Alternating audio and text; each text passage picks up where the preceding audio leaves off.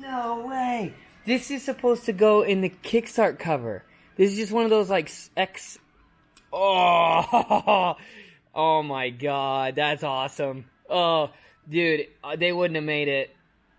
Oh, they wouldn't have made it very far. They wouldn't have made it very far. Oh my god. No pressure to the crank. Oh.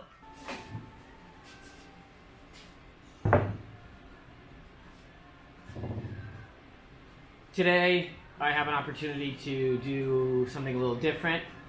I've done this a few times in the past, but someone got an engine rebuilt and it's not right, I guess is the easiest way to say it. So what I am tasked to do is disassemble and reassemble, just kind of check everything over. I guess the point for this will be kind of emphasizing the idea of learning a lot of this stuff on your own. I try and tell people, make sure you don't trust somebody that's going to, in the end, give Triumphs the bad name that they've already got. If you want to rebuild a Triumph, like, if you have the money, obviously, yeah, send it to a shop, do it with someone who has experience that you trust.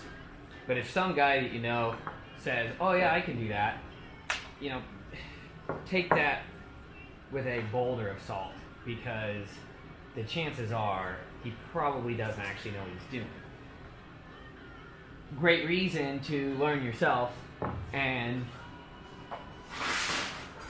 that way, when you are done, you'll know your engine yourself, which is a huge benefit, because if you want to ride it, you're going to need to know how to work on it. But just knowing that everything was done to a higher standard that you wanted it to be at.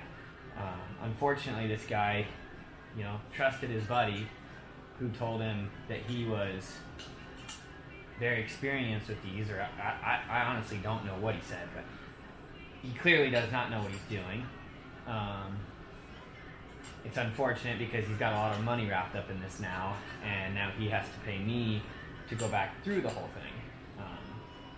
So I guess the point of making a video on this is showing you guys how to do this yourselves, so then when you want to rebuild your Triumph, you don't have to spend a bunch of money with someone just to get back and have it wrong. One of the first things I'm noticing is there's Loctite on things that do not need Loctite, which is really concerning.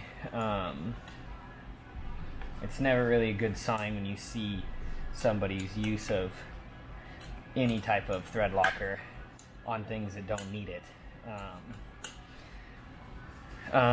You always want to slacken your rockers before you start pulling all your hardware. I've seen a lot of guys that will just start pulling nuts and bolts, and all that pressure is still on the rocker shaft, and then you start pulling something up, you can have these small little 1/4-20 bolts on the edges, and these studs here.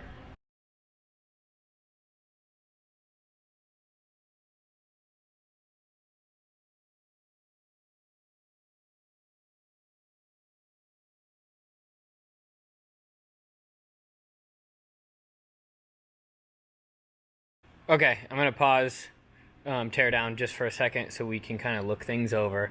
Nothing super crazy about the pistons that I noticed. I know that the machine work was done by someone different than assembly.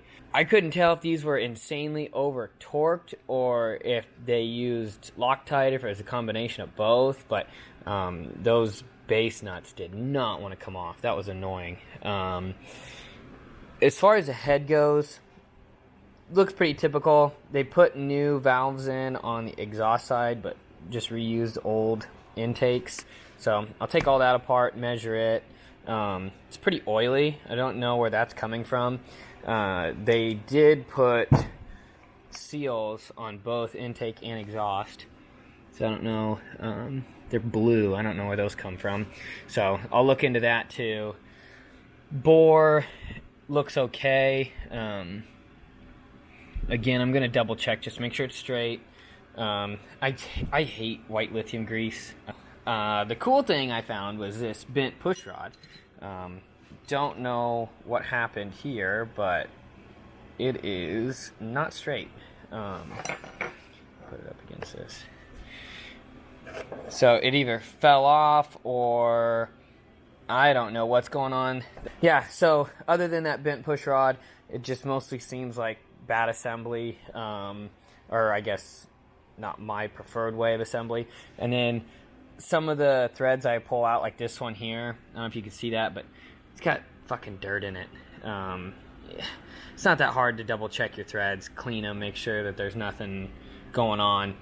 I've seen these corners blown out because there'll be either a bunch of dirt down in there, or somebody will fill it with silicone, and then you try and bottom out your bolt and it will find a weak point and this whole corner will just completely blow out, and there's no fixing that, or at least not worthwhile fixing. I'm gonna get this primary disassembled. I know he was having problems with it too. Yeah, see, that's finger tight. He pointed that out. So none of these are tight, I guess. Stator and rotor probably didn't get checked for clearance. It already looks like there's a bunch of debris on it. I don't know if you can see that or not, but more red Loctite. So that's cool. Can't wait to take that apart. But yeah, I'm gonna get this side disassembled and we'll see what I find there. You can get away with not having one of these, but it is incredibly helpful. You can also take an old friction and an old steel and then like rivet them together, bolt them together, however you want to do it, and then however else you want to hold, you know, all the other components. But you get creative if you don't want to get the tool, but I'm going to use this to try and get this loosened. Like I said, I can see the red Loctite, so I don't want to put any heat on it. If I don't have to, we'll see if it's going to let loose or not.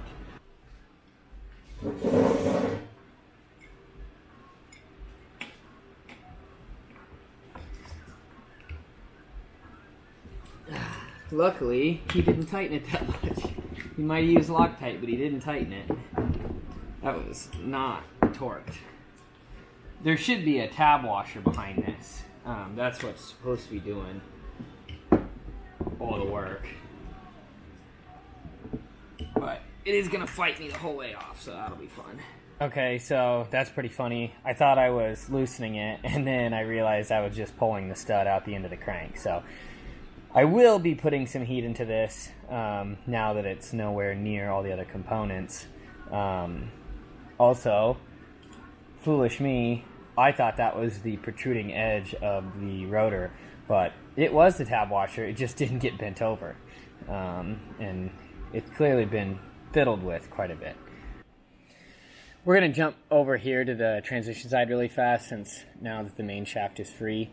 I got this with the cover already pulled off. They had kind of gotten fed up with it and were in and out of it a lot. But I don't know if you can see it, but the cam plate's upside down. And to be honest, I have no idea how they did that. I'm just going to pull it apart. There's really nothing special about that, but like I said, I didn't get a very good opportunity to really have a breakdown of this side, but it's fine. When we put it back together, I'll try and do a really good job of explaining it, because I get a lot of questions about specifically 4-speed transmissions on Triumphs. People get nervous when they hear the word time the transmission. So when it comes time to do that, I will do a really good job of walking you through it. But ooh, cool, more of that mayonnaise. Fourth gear can't come out because it's still attached to the sprocket, but we can at least get, like I said, I don't know how they did this. It's pretty impressive, honestly, but yeah, that's how I thought that was going on. I don't know if you can see that.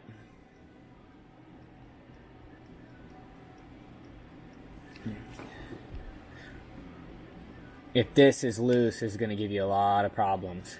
I can spin it on that spindle. That should not be loose. You see that a lot. It's kind of unfortunate because it's in pretty good shape as far as along here.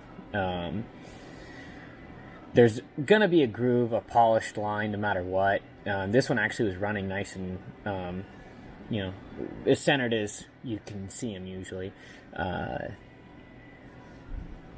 Hasn't been really... there's a couple good hammer spots on it. If you look right here, you can just barely see a little bit of an indentation. So sometimes you'll find that like over here and right here. Kind of a little bit of a harsh engagement. You really, really want to make sure you have a good, positive engaging. Oh, cool. No, we don't have to hate these. These are loose. God. Loctite on things and everything else is just loose. Jesus. Cool. Okay, well, I was going to go on and on about how much I hated these little screws, but they didn't even tighten them down. If you're rebuilding your Pappy's 1960, I guess they didn't have unit engines in 1960. Your mid-60s, let's say that. And you're going to take these out for the first time since they were put in England. You're not going to have fun. So, make sure you have a really good, positive, engaging head on your screwdriver. Wouldn't hurt to get a little heat involved. You don't have to get carried away, but if you got a little propane torch, warm them up. And if you have one of those hammer impacts, just get one of those right away. You're going to want one of those because we won't be probably using one on this engine, but you'll definitely need it for a traditional disassembly of a crusty old pile of junk. Man, we should have took bets on whether that tab washer was going to be bent over or not. Because it's definitely not. Now we can take bets on whether that's going to be tight.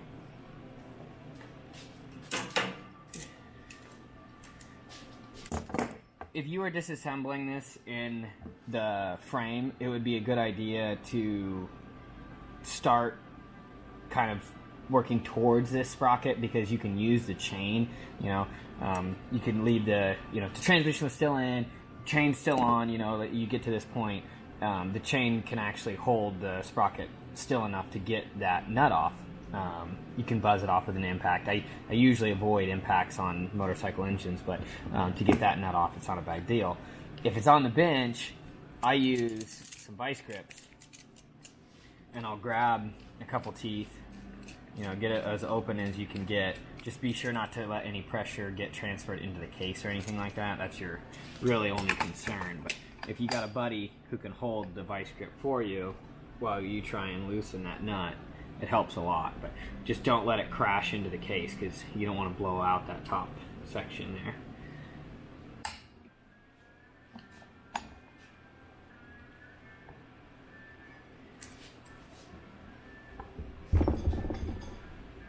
Oh yeah, it's tight. I'd have lost that bet. Tab washer bet, I would have won. So, I'd be breaking even with this.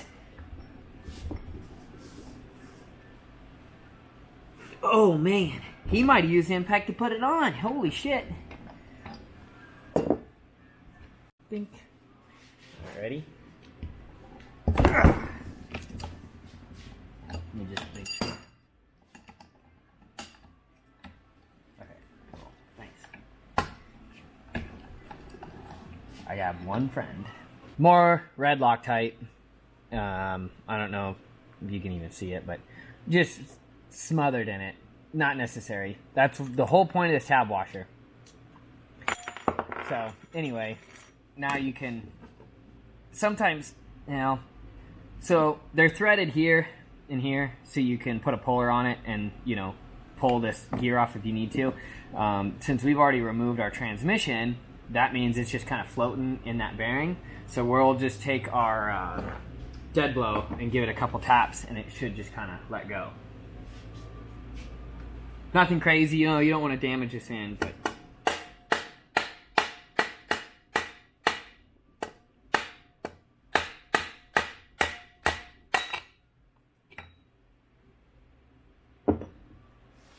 This sprocket isn't worn at all. I mean, it's old, clearly. It's got a hell of a lot of pitting on it. But it's not really worn out. You know, you can tell the teeth are still nice and straight. They're not worn on the positive side. I don't know. We'll see. Awful small. So now we can pull fourth gear. And again, all the gears look good. The owner did say that this engine is very low miles. It's been in a different version of choppers through its whole life. So, you know, just a bar hopper, really. So low miles on the transmission, but yeah, just a bad assembly job. Not good, not good. So we'll kind of start getting into the little bit. The crankcase is full of oil, so I'm going to try and get some of that out before I get it all over my bench. But I'll keep kind of tearing into things, and I'll show you guys whatever I feel necessary. Okay, so I tried to drain the crankcase as best I could. So now we'll knock out the timing side, and then we will get the crank out, start inspecting everything. I told Bro Dude that owns this that I will measure everything, kind of get an idea what all I need to do, and then let him know, and then I'll get it back together. So it shouldn't take more than, I don't know, it's Thursday today. I don't know. I'll be back to next week, whatever that means. Don't forget protection. Okay, so he's got his Joe Hunt adapter plate there, so we'll get that out of the way. Whether it's the Auto Advance or you've got any adapter, whatever you've got going on in here, technically you should be using a slide hammer on it, but not everybody has the right size slide hammer because it's British. So, well, not a Joe Hunt, but you get what I'm saying. You can, it's a tapered shaft, so if you just persuade it a little bit, you don't have to get crazy. There we go. Okay. You don't have to go wild or anything like that, but just a nice little tap because it's just a tapered spline, or a tapered shaft, I mean. Somebody's notched this one for that little pin. I don't think they come that way. I think Joe Hunt sends them straight, and then you're supposed to get that pin out yourself. But something else cool I've already noticed is this seal has been installed backwards, so, you know, that's always cool. Again, it's just example after example of he didn't know what he was doing. Just because you don't know what you're not doing doesn't mean you shouldn't be building these. You know, just learn, figure things out, do it the right way, do it once, even if it costs more, do it once, do it right.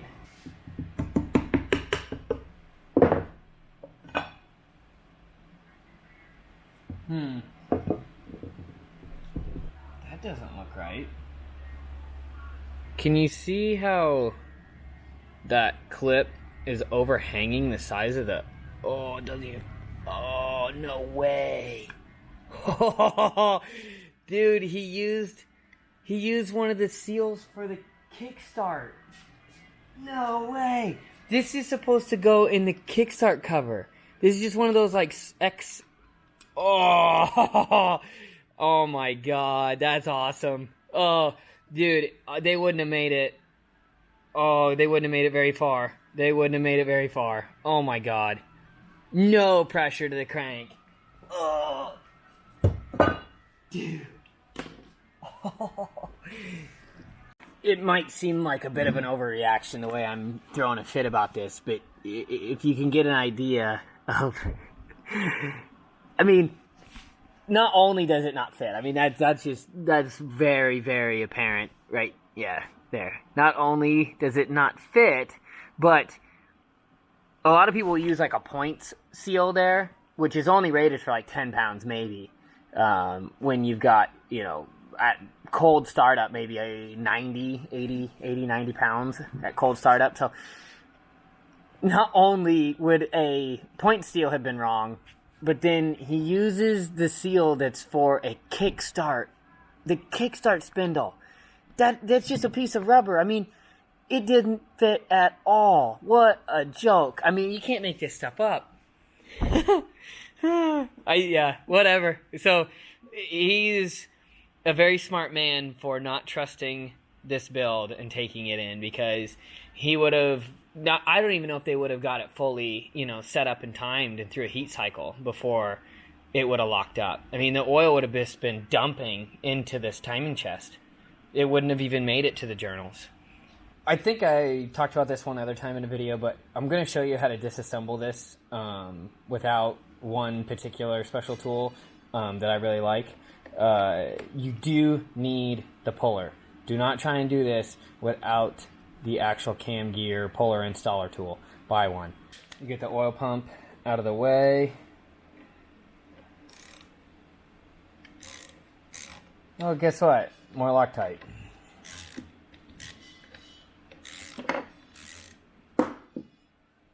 Way too much. And no locking nuts. Or wait, they're just fused together. Whatever.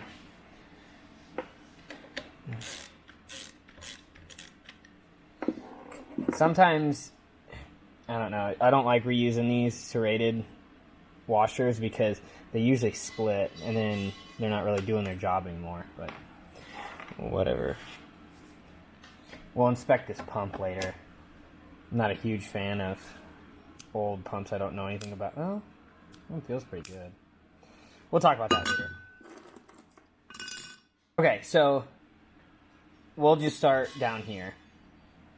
To get this nut off, we want to hold the crank. To hold the crank, grab an extension. You'll look in the top of your crank. On the flywheel, there should be some deeper holes from factory balancing. Stick your extension in there. Now you're holding the crank pretty good. Then you're going to get your socket on there. And this is just standard thread.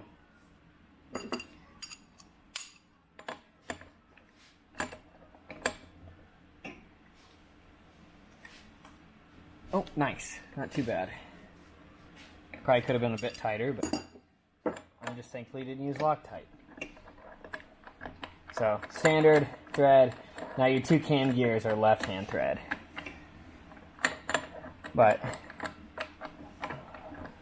you want to get the timing pinion nut, or timing pinion gear is what we're after right now. Same deal. You want that puller. I'm not going to tell you other ways of doing it. I'm just going to tell you to get the puller. We'll pull the intermediate gear out first. If you can find the puller with the black teeth, those are the better ones. They're harder, stronger. The other ones that these normally come with are like that. It's like Play-Doh. It's super soft metal. I hate it. Oh look, he doesn't have the washer back there. Cool. Like I said, these puller tools, you have to have them. Just get them. You never know if you're ever going to need them again. Maybe one of your buddies is going to get one. That'd be really cool if you got a British bike and all your friends got British bikes, and then you were the guy who made them all run properly and work good, and everyone happy, and everyone wants to be your friend.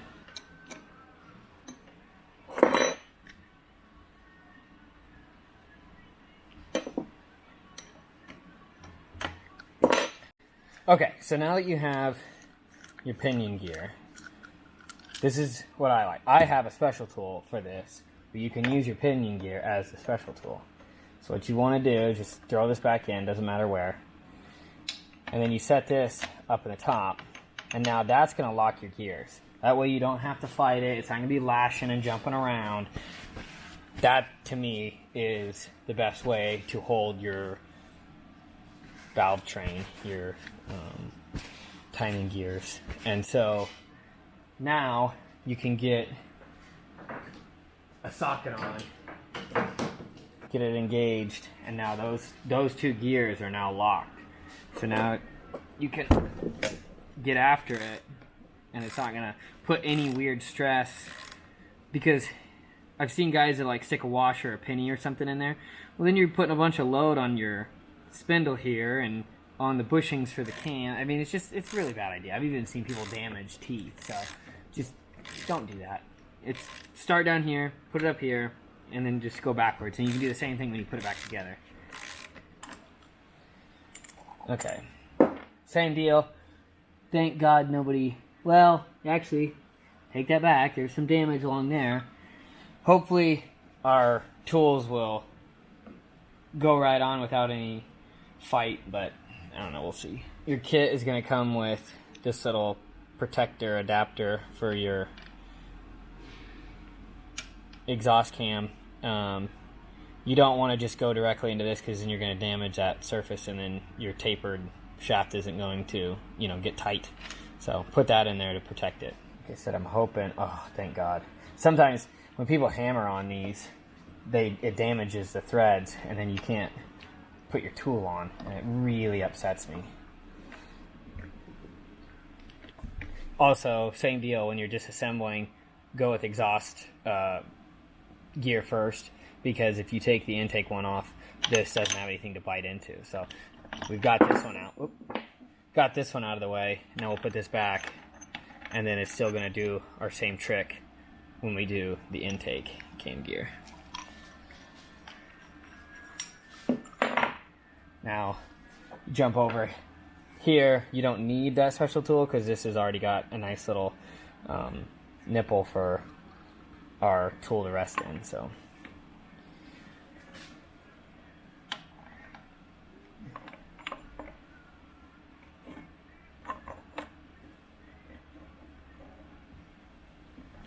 pretty fine thread for such a large surface, but come on. I'm all slippery too.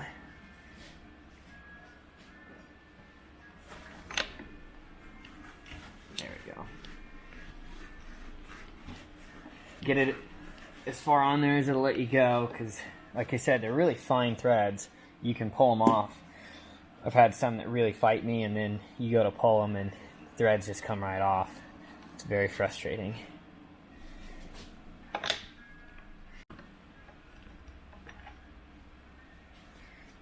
They definitely replaced the cam bushings.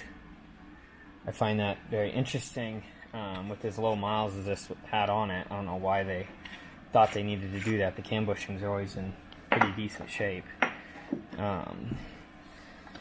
Okay, so that's how you get your timing chest apart. Not too bad. Right away, like I said, I noticed they're missing the washer that goes back there. Otherwise, everything else... Oh, and then this is in backwards, too. That shouldn't be. They've got it all sorts of wrong.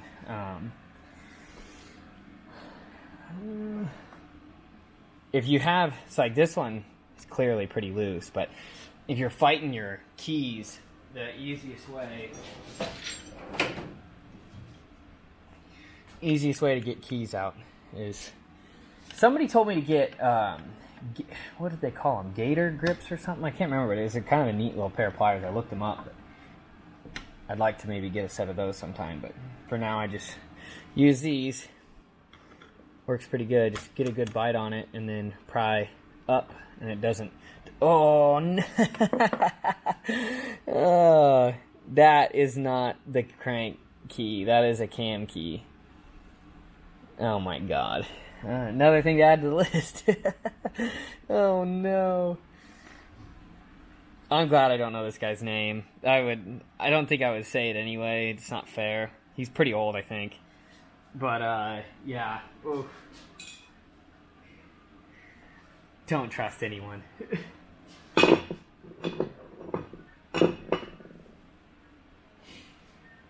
no. Well, I'm going to pull all these case bolts, and then I'm going to knock this thing apart. I'm not going to try and fight with it while you guys can see what I'm doing. I'll come back when I'm done. This is a great example as to why it's so important to use a non-setting sealant for, aluminum to aluminum surfaces like the case halves.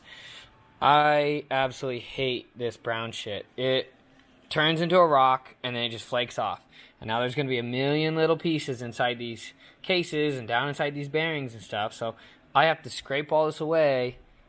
And that's why I use Blue Hylamar. People use Yamabond, 1211. whatever it is, non-setting is so important, because this stuff just turns into, clay, mud, rock, however you want to say it, and then it just falls away. It doesn't do anything, and it stinks. I fucking hate the way it smells. Anyway, this stuff sucks. Don't use it. Yeah, I hate this stuff. So anyway, we're gonna get it all off. I'm putting ARP rod bolts. They reused the rod bolts. I told them I really wasn't comfortable with that. We agreed that they should be replaced. I'm going to put some ARPs. I'll probably just go ahead. I'll get that done. I'll get the bottom end back together, and then I'll start kind of walking you through stuff for reassembly. That'll probably be the second video. This one's going to be long enough. Yeah, just to recap. Bent push rod, bad seal on the crank feed, just every tab washer was either installed incorrectly or not used, too much red Loctite. I mean, it's a long list of just bad habits, bad mistakes. Like I said, I'll probably do a second video for assembly. I'm not going to upload either of these until they're both done. I've gotten a bad habit of not keeping up on stuff, so I don't want to post this and then not have a follow-up. But I'll have everything measured so we can go over numbers and all that kind of stuff. But I'm not going to have you watch these scrub case habs and do stuff that's not necessary. But I hope you enjoyed.